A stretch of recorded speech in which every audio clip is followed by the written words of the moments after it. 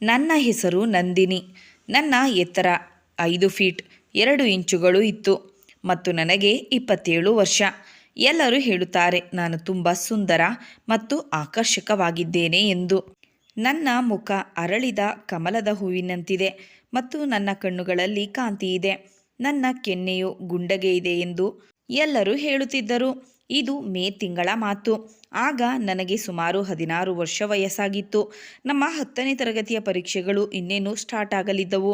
ನಾನೇನು ತೀರಾ ದಡ್ಡ ವಿದ್ಯಾರ್ಥಿಯೇನೂ ಆಗಿರಲಿಲ್ಲ, ಹಾಗಂತ ತೀರಾ ಜಾಣೆಯೂ ಆಗಿರಲಿಲ್ಲ. ನನಗೆ ಪರೀಕ್ಷೆಯ ತಯಾರಿಗೆ ಮಾರ್ಗದರ್ಶನದ ಅಗತ್ಯವಿತ್ತು. ನನ್ನ ಮಾವನ ಮಗ ವಿರಾಟ್ ಈಗಾಗಲೇ 10ನೇ ತರಗತಿಯಿಂದ ತೇರ್ಗಡೆಯಾಗಿದ್ದ.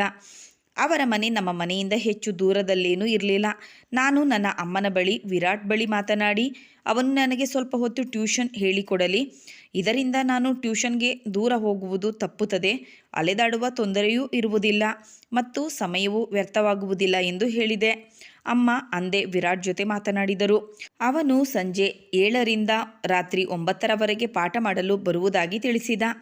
ಅಂದು ನಾನು ಬೇಗನೆ ನನ್ನ ಎಲ್ಲ ಕೆಲಸಗಳನ್ನು ಮುಗಿಸಿ ನನ್ನ ಪುಸ್ತಕಗಳನ್ನು ತೆಗೆದುಕೊಂಡು ಡ್ರಾಯಿಂಗ್ ರೂಮ್ನಲ್ಲಿ ಓದಲು ಕುಳಿತೆ. ಸುಮಾರು 7:30ರ ಸುಮಾರಿಗೆ ವಿರಾಟ್ ನಮ್ಮ ಮನೆಗೆ ಬಂದ. ಆ ಸಮಯದಲ್ಲಿ ವಿರಾಟ್ನ ವಯಸ್ಸು ಸುಮಾರು 25 ವರ್ಷವಾಗಿತ್ತು. ಅವನು ಅತ್ಯಂತ ಸುಂದರ ಮತ್ತು ಆಕರ್ಷಕ ವ್ಯಕ್ತಿತ್ವದವನಾಗಿದ್ದ. ಅವನ ಎತ್ತರ ಸುಮಾರು 6 ಫೀಟ್ ಇತ್ತು. ದೇಹ ದೃಢವಾಗಿ ಮತ್ತು ಸುಂದರವಾಗಿ ರೂಪುಗೊಂಡಿತ್ತು. ಕ್ಲೀನ್ ಶೇವ್ ಜೊತೆಗೆ ಅವನ ಗೋಧಿ ಬಣ್ಣದ ಮೈಬಣ್ಣ ಅತ್ಯಂತ ಮೋಹಕವಾಗಿತ್ತು. ಅವನು ನನ್ನನ್ನು ಉದ್ದೇಶಿಸಿ, ಸರಿ, ಹಾಗಾದರೆ ನನ್ನ ಶಿಷ್ಯೆ ಪಾಠಕ್ಕೆ ಸಿದ್ಧಳಾಗಿದೆಯೇ ಎಂದ. ನಾನು ತಲೆಯಾಡಿಸುತ್ತಾ ಹೌದು ಎಂದೆ. ತುಂಬ ಒಳ್ಳೆಯದು, ಗಣಿತ ಕಷ್ಟ ಎನಿಸುತ್ತದೆಯೇ ಎಂದು ವಿರಾಟ್ ನನ್ನ ಪುಸ್ತಕವನ್ನು ತೆಗೆದುಕೊಂಡು ಪುಟಗಳನ್ನು ತಿರುಗಿಸುತ್ತಾ ಪುಸ್ತಕದ ಮೇಲೆಯೇ ಕಣ್ಣಿಟ್ಟು ಪ್ರಶ್ನಿಸಿದ. ನನಗೆ ಗಣಿತ ಮತ್ತು ಇಂಗ್ಲಿಷ್ ಕಷ್ಟ ಎಂದು ಹೇಳಿದೆ.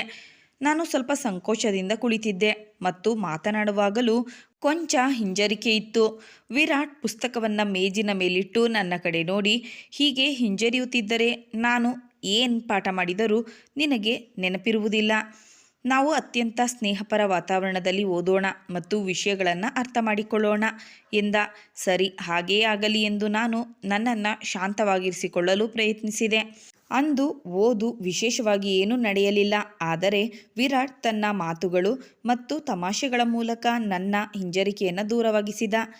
ನಾನು ಈಗ ಸಾಕಷ್ಟು ಶಾಂತವಾಗಿದ್ದೆ. ಇದೇ ಕಾರಣಕ್ಕೆ ನಾನು ವಿರಾಟ್ನ ಜೋಕ್ಗಳ ಮೂಲಕವೇ ಉತ್ತರ ನೀಡ್ತಿದ್ದೆ. ನನ್ನ ಚಂಚಲ ಸ್ವಭಾವ ಜಾಗೃತವಾಗಿತ್ತು. ವಿರಾಟ್ ಸ್ವಲ್ಪ ಗಣಿತದ ಅಭ್ಯಾಸ ಮಾಡಿಸಿ, ಇಂಗ್ಲಿಷನ್ನು ಅಭ್ಯಾಸ ಮಾಡಿಸಿ ಹೊರಡಲು ಎದ್ದು ನಿಂತ. ಅಮ್ಮ ಅವನನ್ನು ತಡೆದು ಚಹಾ ಕುಡಿದು ಹೋಗು ಎಂದರು. ವಿರಾಟ್ ಕೂಡ ಚಹಾಗಾಗಿ ಕುಳಿತ. ಚಹಾ ಮತ್ತು ಸ್ವಲ್ಪ ಹರಟೆಯ ನಂತರ ವಿರಾಟ್ ನಾಳೆ ಸಂಜೆ 7 ಗಂಟೆಗೆ ಬರುತ್ತೇನೆ ಎಂದು ಹೇಳಿ ಮನೆಗೆ ಹೊರಟ. ಸುಮಾರು 2 ವಾರಗಳ ಕಾಲ ವಿಷಯಗಳು ಹೀಗೆಯೇ ನಡೆದವು. ಅವನು ಸಮಯಕ್ಕೆ ಸರಿಯಾಗಿ ಬರ್ತಿದ್ದ, ಸಮಯಕ್ಕೆ ಬಂದು ತನ್ನ ಕೆಲಸ ಮುಗಿಸಿ ಹೋಗ್ತಿದ್ದ. ಅವನ ವ್ಯಕ್ತಿತ್ವ ಆಕರ್ಷಕವಾಗಿಯೇ ಇತ್ತು. ಜೊತೆಗೆ ಅವನ ಬೋಧನೆ ಮತ್ತು ವಿವರಿಸುವ ಶೈಲಿಯು ಅದ್ಭುತವಾಗಿತ್ತು. ಇದೇ ಕಾರಣಕ್ಕೆ ನಾನು ವಿರಾಟ್ನ ಅಭಿಮಾನಿಯಾಗಿದ್ದೆ ಮತ್ತು ಅವನೊಂದಿಗೆ ಮುಕ್ತವಾಗಿದ್ದೆ. ಅಂದು ವಿರಾಟ್ ನನಗೆ ಗಣಿತದ ಅಭ್ಯಾಸ ಮಾಡಿಸುತ್ತಿದ್ದಾಗ ಅಮ್ಮ ಚಹಾ ತಂದರು. ಅವರು ಚಹಾವನ್ನು ಮೇಜಿನ ಮೇಲಿಟ್ಟು ಮೊದಲು ಚಹಾ ಕುಡಿಯಿರಿ ಎಂದು ಹೇಳಿ ವಾಪಸ್ ಅಡಿಗೆ ಮನೆಗೆ ಹೋದರು. ಅಭ್ಯಾಸ ಮುಗಿದ ತಕ್ಷಣ ನಾನು ಚಹಾ ಕಪ್ ತೆಗೆದುಕೊಂಡು ವಿರಾಟ್ಗೆ ಕೊಡಲು ಹೋದಾಗ ಏನಾಯಿತೋ ಗೊತ್ತಿಲ್ಲ, ನನ್ನ ಕೈ ನಡುಗಿ ಚಹಾ ಸಂಪೂರ್ಣವಾಗಿ ವಿರಾಟ್ ಮೇಲೆಯೇ ಬಿತ್ತು. ಅವನ ಶರ್ಟ್ ಒದ್ದೆಯಾಯಿತು. ನನಗೆ ದಿಕ್ಕು ತೋಚದಂತಾಯಿತು. ನಾನು ಓಡಿ ಹೋಗಿ ಟವೆಲ್ ತಂದೆ. ನನ್ನನ್ನು ಕ್ಷಮಿಸಿ ಎಂದು ಪದೇ ಹೇಳುತ್ತಾ ಅವನ ಶರ್ಟನ್ನು ಟವೆಲ್ನಿಂದ ಒರೆಸಿ ಒಣಗಿಸಲು ಯತ್ನಿಸುತ್ತಿದ್ದೆ. ವಿರಾಟ್ ನಕ್ಕು, ಚಹಾದಿಂದ ಸುಡಲಿಲ್ಲ, ಆದರೆ ಖಂಡಿತ ನಿನ್ನ ಸ್ಪರ್ಶದಿಂದ ದೇಹ ಸುಡುತ್ತಿದೆ ಎಂದ. ನನಗೆ ಅವನ ಈ ವಾಕ್ಯ ಅರ್ಥವಾಗಲಿಲ್ಲ. ನಾನು ಹಾಗೆಯೇ ಟವೆಲ್ನಿಂದ ಅವನ ಶರ್ಟ್ ಒರೆಸುವುದರಲ್ಲೇ ಮಗ್ನಳಾಗಿದ್ದೆ. ಬಹುಶಃ ನಾನು ಇನ್ನೂ ಸ್ವಲ್ಪ ಸಮಯ ಹೀಗೆಯೇ ಮಾಡುತ್ತಿದ್ದನೇನೋ. ಆದರೆ ವಿರಾಟ್ ನನ್ನನ್ನು ತಡೆದು ನನ್ನ 2 ಹೆಗಲುಗಳನ್ನು ಹಿಡಿದು ಎಬ್ಬಿಸಿ, ಸಾಕು ನಿಲ್ಲಿಸು ನಂದಿನಿ, ಎಲ್ಲವೂ ಸರಿಯಿದೆ, ನೀನು ಸುಮ್ಮನೆ ಗಾಬರಿಯಾಗುತ್ತಿದ್ದೀಯಾ ಎಂದ. ಆದರೆ ನಾನು ಮನಸ್ಸಿನಲ್ಲೇ ತುಂಬ ನಾಚಿಕೆ ಪಟ್ಟಿದ್ದೆ. ಹಾಗಾಗಿ ಅವನು ಹೀಗೆ ಸಹಾನುಭೂತಿ ತೋರಿಸುತ್ತಿದ್ದನ್ನು ಕಂಡು ನನ್ನ ಕಣ್ಣುಗಳಿಂದ ಕಣ್ಣೀರು ಬಂತು. ಅವನು ನಾನು ಅಳುತ್ತಿರುವುದನ್ನು ನೋಡಿ ತನ್ನ ಬಾಹುಗಳಲ್ಲಿ ತಬ್ಬಿಕೊಂಡು ಕೆನ್ನೆಗೆ ಮುತ್ತಿಟ್ಟು, ಅಯ್ಯೋ ಹುಚ್ಚಿ, ಏಕೆ ಅಳುತ್ತಿದ್ದೀಯಾ? ನೀನೇನು ಬೇಕು ಅಂತ ಚಹಾ ಚೆಲ್ಲಿಲ್ವಲ್ಲ, ಇದು ಆಕಸ್ಮಿಕವಾಗಿ ನಡೆದಿದ್ದು ಎಂದ. ಅವನ ಆಸರೆಯ ಮಾತುಗಳಿಂದ ನನಗೆ ಧೈರ್ಯ ಬಂತು. ನಾನು ಕಣ್ಣೀರು ಒರೆಸಿಕೊಳ್ಳುತ್ತಾ, ಇದು ಅಪಘಾತ ಎಂದು ಗೊತ್ತು, ಆದರೆ ಅಪಘಾತಗಳು ಯಾವುದೋ ಒಂದು ತಪ್ಪಿನ ಪರಿಣಾಮವೇ ತಾನೆ. ಈ ತಪ್ಪಿಗೆ ನಾನೇ ಜವಾಬ್ದಾರಿ ಎಂದೆ. ನಂದಿನಿ, ನೀನು ಪ್ರತಿದಿನವೂ ಇಂತಹ ಅಪಘಾತಗಳನ್ನು ಮಾಡುತ್ತಲೇ ಇರು ಎಂದು ನಾನು ಆಸೆಪಡುತ್ತೇನೆ ಎಂದ. ಅವನು ನಗುತ್ತಿದ್ದ, ಆದರೆ ಅವನ ಆ ಗಂಭೀರ ನಗು ನನಗೆ ಅರ್ಥವಾಗಲಿಲ್ಲ. ನಾನು ಅವನನ್ನು ನೋಡಿ ಮುಗುಳ್ನಕ್ಕೆ ಮತ್ತು ನನ್ನನ್ನು ನಾನು ಬಾಹುಬಂಧನದಿಂದ ಮುಕ್ತಗೊಳಿಸಿದೆ. ನಾನು ವಾಪಸ್ ನನ್ನ ಕುರ್ಚಿಯಲ್ಲಿ ಕುಳಿತು ಪುಸ್ತಕ ತೆರೆಯಲು ಬಯಸಿದಾಗ, ವಿರಾಟ್, ಪರಿಸ್ಥಿತಿಯನ್ನು ಅರ್ಥ ಮಾಡಿಕೊ, ನಾನು ಹೊರಡುತ್ತೇನೆ, ಏಕೆಂದರೆ ಈ ಸ್ಥಿತಿಯಲ್ಲಿ ನಾನು ನಿನಗೆ ಏನನ್ನು ಪಾಠ ಮಾಡಲು ಸಾಧ್ಯವಿಲ್ಲ ಎಂದ. ವಿರಾಟ್ ತನ್ನ ಯಾವ ಸ್ಥಿತಿಯ ಬಗ್ಗೆ ಹೇಳುತ್ತಿದ್ದನೋ ನನಗೆ ಅರ್ಥವಾಗಲಿಲ್ಲ. ಅಂದು ರಾತ್ರಿ ನಾನು ಹಾಸಿಗೆಯಲ್ಲಿದ್ದಾಗ ಈ ಘಟನೆ ನನ್ನ ತಲೆಯಲ್ಲಿ ಪದೇ ಪದೇ ಓಡ್ತಿತ್ತು. ಆ ಸಮಯದಲ್ಲಿ ಇವೆಲ್ಲವೂ ಅರ್ಥವಿಲ್ಲದ್ದು ಎನಿಸಿದರೂ ಈಗ ಈ ಘಟನೆಗಳ ಬಗ್ಗೆ ಯೋಚಿಸುವುದು ಒಂದು ತರಹದ ಹಿತ ನೀಡ್ತಿತ್ತು. ನನಗೆ ತಿಳಿಯದಂತೆಯೇ ಕಣ್ಣು ಮುಚ್ಚಿ ಆಳವಾದ ನಿದ್ರೆಗೆ ಜಾರಿದೆ. ಆ ರಾತ್ರಿ ನಾನು ಪದೇ ಪದೇ ಕನಸಿನಲ್ಲಿ ವಿರಾಟ್ನನ್ನು ಕಂಡೆ. ಒಮ್ಮೆ ನಾವು ಒಂದು ಪವಿತ್ರ ನದಿಯ ದಂಡೆಯಲ್ಲಿ ಕುಳಿತು ಮಾತನಾಡುತ್ತಿದ್ದೆವು. ಇನ್ನೊಮ್ಮೆ ಯಾವುದೋ ಉದ್ಯಾನವನದ ಮೂಲೆಯಲ್ಲಿ ಬೆಂಚ್ ಮೇಲೆ ಕುಳಿತು ರಹಸ್ಯ ಮಾತುಗಳನ್ನಾಡುತ್ತಿದ್ದೆವು. ಬೆಟ್ಟಗಳು, ಕಾಡುಗಳು ಮತ್ತು ಮರುಭೂಮಿಗಳಲ್ಲಿ ಮತ್ತೆ ಕೆಲವು ಬಾರಿ ಸಮುದ್ರಗಳಲ್ಲಿ ಆಟವಾಡುತ್ತಿದ್ದೆವು. ಒಟ್ಟಿನಲ್ಲಿ ಆ ರಾತ್ರಿ ನಾನು ಮತ್ತು ವಿರಾಟ್ ಸೇರಿ ಇಡೀ ಪ್ರಪಂಚವನ್ನು ಸುತ್ತಿ ಬಂದೆವು. ಅಂದು ನಾನು ತುಂಬ ಆಳವಾದ ನಿದ್ರೆಯಲ್ಲಿದ್ದೆ. ಬೆಳಗ್ಗೆ ಎದ್ದಾಗ ನನ್ನ ಕನಸಿನ ಪ್ರತಿಯೊಂದು ದೃಶ್ಯವೂ ನನ್ನ ಮನಸ್ಸಿನಲ್ಲಿ ಅಚ್ಚೊತ್ತಿತ್ತು. ನನಗೆ ಹಾಸಿಗೆಯಿಂದ ಏಳಲೇ ಮನಸ್ಸಿರಲಿಲ್ಲ. ಆ ಕನಸಿನ ಲೋಕದಿಂದ ಹೊರಬರಲು ಇಷ್ಟವಿರಲಿಲ್ಲ. ನನಗೆ ಯಾಕೆ ಹಾಗೆ ಅನಿಸುತ್ತಿತ್ತು ಗೊತ್ತಿಲ್ಲ, ಆದರೆ ಏನೇ ಇರಲಿ ಅದು ತುಂಬ ಸುಖಕರವಾಗಿತ್ತು. ಮರುದಿನ ಸಂಜೆ ವಿರಾಟ್ ನಮ್ಮ ಮನೆಗೆ ಬಂದಾಗ ನಾನು ಆಗಷ್ಟೇ ಸ್ನಾನ ಮುಗಿಸಿ ಬಂದಿದ್ದೆ. ನನ್ನ ಕೂದಲು ತೇವವಾಗಿತ್ತು ಮತ್ತು ಅದರಿಂದ ನೀರು ಹರಿಯುತ್ತಿತ್ತು. ವಿರಾಟ್ ನನ್ನನ್ನು ಪದೇ ಪದೇ ನೋಡುತ್ತಿದ್ದನು. ನಾನು ಈಗಾಗಲೇ ವಿರಾಟ್ನನ್ನು ನನ್ನ ಕನಸಿನಲ್ಲಿ ಬರೆಸಿಕೊಂಡಿದ್ದೆ. ಆದರೆ ಇಲ್ಲೂ ಕೂಡ ವಿರಾಟ್ನ ಮನಸ್ಸಿನಲ್ಲಿ ಏನೋ ಓಡುತ್ತಿದೆ ಎನಿಸ್ತಿತ್ತು. ಪಾಠದ ಸಮಯದಲ್ಲಿ ಇಂದು ನನ್ನ ಮನಸ್ಸಿನಲ್ಲಿ ವಿಚಿತ್ರ ವಿಚಾರಗಳು ಬರುತ್ತಿದ್ದವು.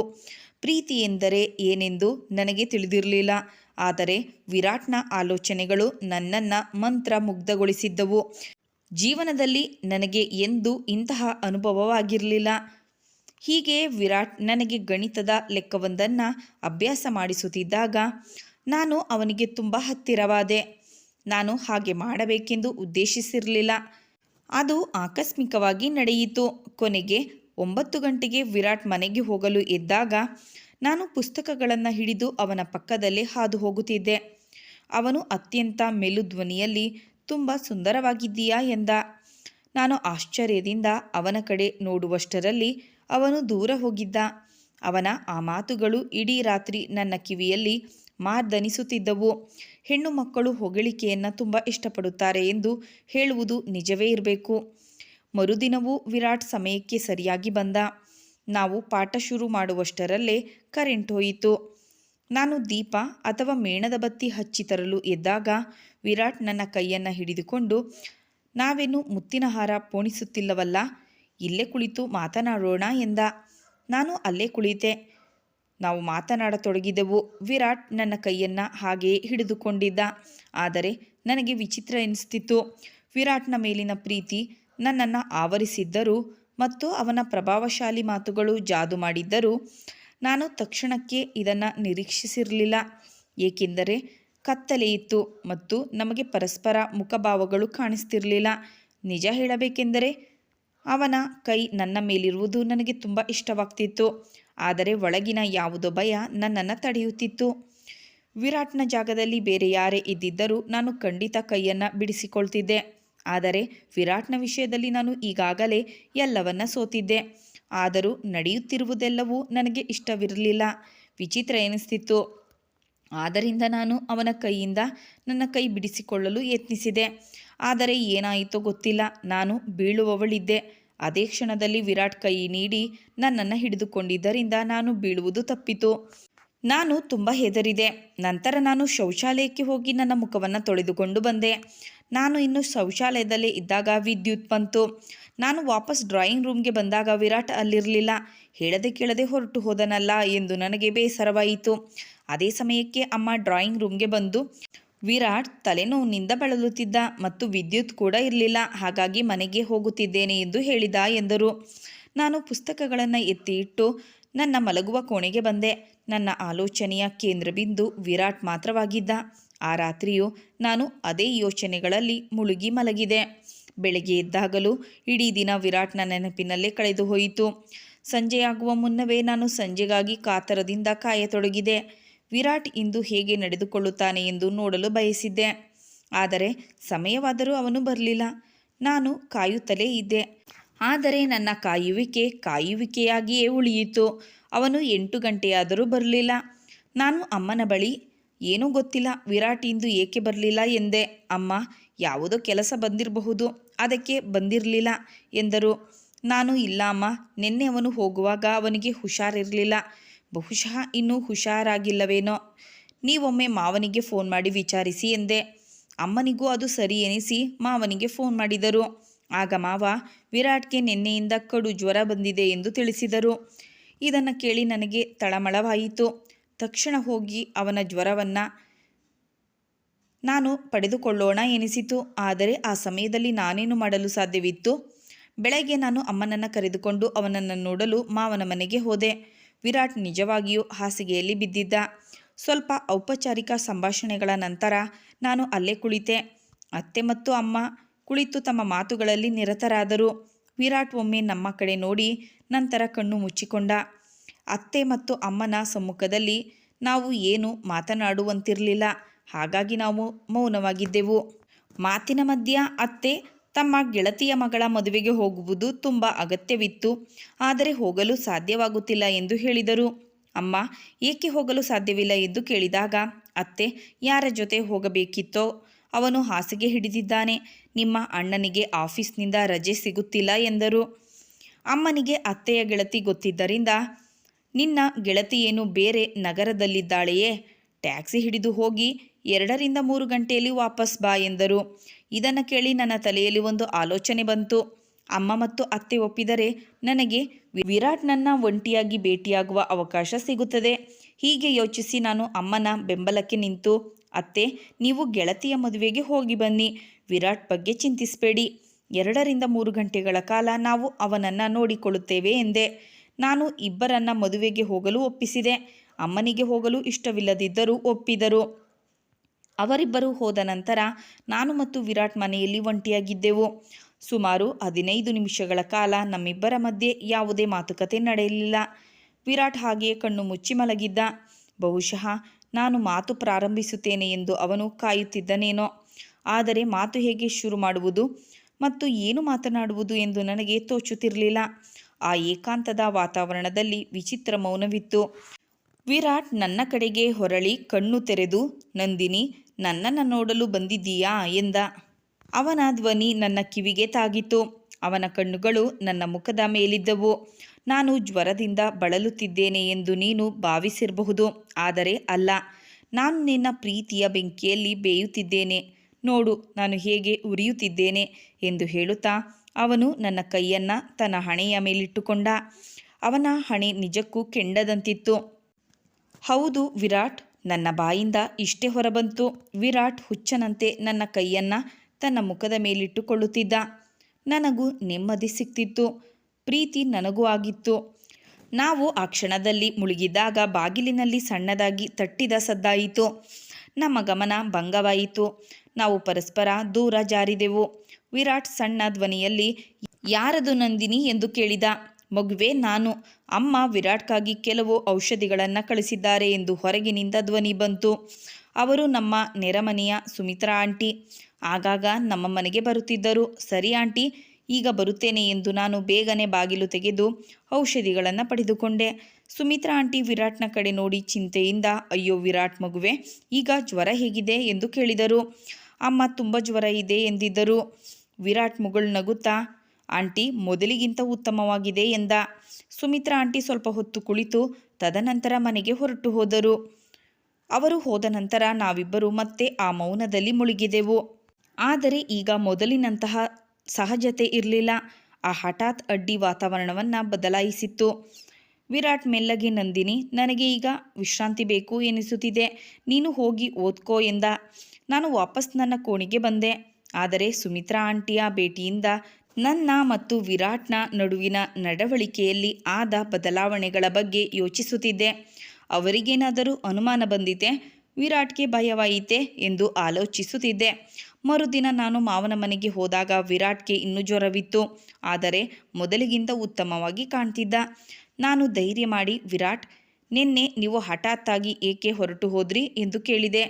ವಿರಾಟ್ ನನ್ನ ಕಡೆ ನೋಡಿ ಸಣ್ಣ ಮುಗುಳು ನಗೆಯೊಂದಿಗೆ, ನನಗೆ ನಿಜಕ್ಕೂ ತಲೆನೋವಿತ್ತು, ವಿದ್ಯುತ್ ಕೂಡ ಇರಲಿಲ್ಲ, ಹಾಗಾಗಿ ನಿನಗೆ ಪಾಠ ಮಾಡಲು ತೊಂದರೆಯಾಗುತ್ತದೆ ಎನಿಸಿತು ಎಂದ. ಅವನ ಮಾತುಗಳಿಗೆ ಸಿಗದ ಒಂದು ವಿಚಿತ್ರ ಹೊಳಪು ಅವನ ಕಣ್ಣುಗಳಲ್ಲಿತ್ತು. ಅತ್ತೆ ಮಧ್ಯದಲ್ಲಿ ಮಾತು ಕತ್ತರಿಸಿ, ನಂದಿನಿ, ವಿರಾಟ್ಗೆ ಸಂಪೂರ್ಣ ಹುಷಾರಾಗುವವರೆಗೆ ನೀನು ಅವನಿಗೆ ಸ್ವಲ್ಪ ಸಹಾಯ ಮಾಡು, ಅವನಿಗೆ ತೊಂದರೆಯಾಗುತ್ತಿದೆ, ವಿಶ್ರಾಂತಿಯ ಅಗತ್ಯವಿದೆ ಎಂದು ಡಾಕ್ಟರ್ ಹೇಳಿದ್ದಾರೆ ಎಂದರು. ಇದನ್ನು ಕೇಳಿ ನನಗೆ ತುಂಬ ಸಂತೋಷವಾಯಿತು. ವಿರಾಟ್ಗೆ ಇನ್ನಷ್ಟು ಹತ್ತಿರವಾಗಲು ಇದು ಉತ್ತಮ ಅವಕಾಶವಾಗಿತ್ತು. ನಾನು ತಕ್ಷಣ, ಸರಿ ಅತ್ತೆ, ಖಂಡಿತ ನಾನು ವಿರಾಟ್ಗೆ ಸಹಾಯ ಮಾಡುತ್ತೇನೆ ಎಂದೆ. ಈಗ ಪ್ರತಿದಿನ ಮಧ್ಯಾಹ್ನ ಅತ್ತೆ ಹೊರಗೆ ಹೋದಾಗ ನಾನು ವಿರಾಟ್ ಬಳಿ ಕುಳಿತು ಅವನಿಗೆ ಕತೆಗಳನ್ನು ಹೇಳುತ್ತಿದ್ದೆ. ಓದಿನ ನೆಪ ಈಗ ಬರೀ ಔಪಚಾರಿಕತೆಯಾಗಿತ್ತು. ನಮ್ಮ ಮಾತುಗಳು ಹೆಚ್ಚಾಗಿ ಜೀವನ, ಕನಸುಗಳು ಮತ್ತು ಭವಿಷ್ಯದ ಬಗ್ಗೆ ಇರುತ್ತಿದ್ದವು. ವಿರಾಟ್ ತನ್ನ ಬಾಲ್ಯದ ಕತೆಗಳನ್ನು, ಕಾಲೇಜು ದಿನಗಳ ನೆನಪುಗಳನ್ನು ಹಂಚಿಕೊಳ್ತಿದ್ದ. ನಾನು ಕೂಡ ನನ್ನ ಸಣ್ಣ ಪುಟ್ಟ ಶೋಕಿಗಳು ಮತ್ತು ಆಟಗಳ ಬಗ್ಗೆ ಹೇಳುತ್ತಿದ್ದೆ. ಒಂದು ದಿನ ನಾನು ವಿರಾಟ್ ಪಕ್ಕ ಕುಳಿತು ಜನಪದ ಕಥೆಯೊಂದನ್ನು ಹೇಳುತ್ತಿದ್ದಾಗ ಅವನು ಅಚಾನಕ್ಕಾಗಿ ನನ್ನ ಕೈ ಹಿಡಿದ. ಈ ಬಾರಿ ಅವನ ಹಿಡಿತ ಗಟ್ಟಿಯಾಗಿತ್ತು ಮತ್ತು ಅವನ ಕಣ್ಣುಗಳಲ್ಲಿ ಚಹಾ ಚೆಲ್ಲಿದಾಗ ನಾನು ಕಂಡಿದ್ದ ಅದೇ ಆಸೆ ಇತ್ತು. ಅವನು, ನಂದಿನಿ, ನೀನು ನನ್ನ ಜೀವನಕ್ಕೆ ಹೊಸ ಬೆಳಕು ತಂದಿದ್ದೀಯಾ. ನೀನು ನನ್ನನ್ನು ನೋಡಿಕೊಳ್ಳಲು ಶುರು ಮಾಡಿದಾಗಿನಿಂದ ನನಗೆ ನನ್ನ ಕಾಯಿಲೆಯು ಇಷ್ಟವಾಗತೊಡಗಿದೆ ಎಂದ. ನಾನು ನಾಚಿಕೆಯಿಂದ ಕೆಂಪಾದೆ, ಆದರೆ ಕೈ ಹಿಂತೆಗೆದುಕೊಳ್ಳಿಲ್ಲ. ಅವನು, ನಂದಿನಿ, ನಾನು ನಿನಗೊಂದು ವಿಷಯ ಹೇಳಬೇಕು ಎಂದ. ನನ್ನ ಹೃದಯ ಜೋರಾಗಿ ಬಡಿದುಕೊಳ್ಳತೊಡಗಿತು. ನಾನು ಕೇಳಲು ಬಯಸಿದ ಮಾತನ್ನೇ ಅವನು ಹೇಳುತ್ತಾನೆ ಎನಿಸಿತು. ಆದರೆ ತಕ್ಷಣವೇ ಬಾಗಿಲಲ್ಲಿ ಮತ್ತೆ ತಟ್ಟಿದ ಸದ್ದಾಯಿತು. ನಾವಿಬ್ಬರೂ ತಕ್ಷಣವೇ ಪರಸ್ಪರ ದೂರ ಜಾರಿದೆವು. ನನ್ನ ಮುಖ ನಾಚಿಕೆಯಿಂದ ಕೆಂಪಾಗಿತ್ತು ಮತ್ತು ವಿರಾಟ್ ಕೂಡ ಕೊಂಚ ಅಸಹಜನಾಗಿ ಕಾಣುತ್ತಿದ್ದ. ಅಮ್ಮ ಅತ್ತೆಗೆ, ನೋಡು, ನಮ್ಮ ನಂದಿನಿ ಎಷ್ಟು ಸೇವೆ ಮಾಡುತ್ತಿದ್ದಾಳೆ, ವಿರಾಟ್ ಮುಖದಲ್ಲಿ ಕಳೆಯು ವಾಪಸ್ ಬಂದಿದೆ ಎಂದರು. ಅಮ್ಮನ ಮಾತು ಕೇಳಿ ನನಗೆ ಇನ್ನಷ್ಟು ನಾಚಿಕೆಯಾಯಿತು. ಅಂದು ವಿರಾಟ್ ತನ್ನ ಮಾತನ್ನು ಪೂರ್ಣಗೊಳಿಸಲಿಲ್ಲ, ಆದರೆ ಅವನ ಕಣ್ಣುಗಳಲ್ಲಿ ಒಂದು ಭರವಸೆ ಇತ್ತು. ಮುಂದಿನ ಕೆಲವು ದಿನಗಳಲ್ಲಿ ವಿರಾಟ್ನ ಆರೋಗ್ಯ ಸುಧಾರಿಸಿತು. ಆದರೆ ಈಗ ನಮ್ಮ ನಡುವೆ ಹೇಳಿಕೊಳ್ಳಲಾಗದ ಒಂದು ಹೊಸ ಬಂಧ ಏರ್ಪಟ್ಟಿತ್ತು. ನಮ್ಮ ಕಣ್ಣುಗಳು ಹೆಚ್ಚು ಮಾತನಾಡುತ್ತಿದ್ದವು.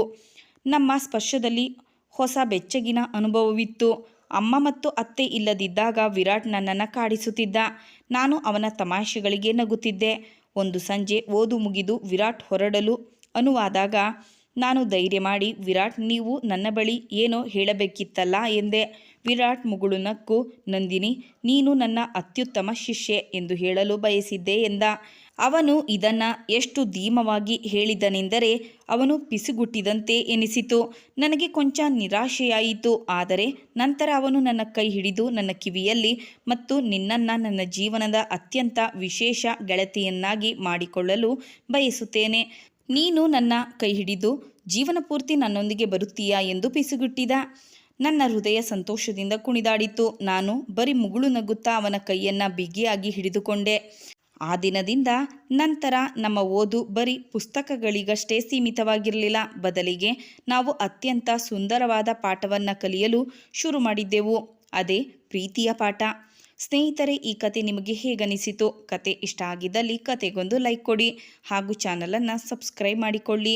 ಕತೆಯನ್ನು ಕೇಳಿದ ತಮಗೆಲ್ಲರಿಗೂ ಧನ್ಯವಾದಗಳು. Thanks for watching.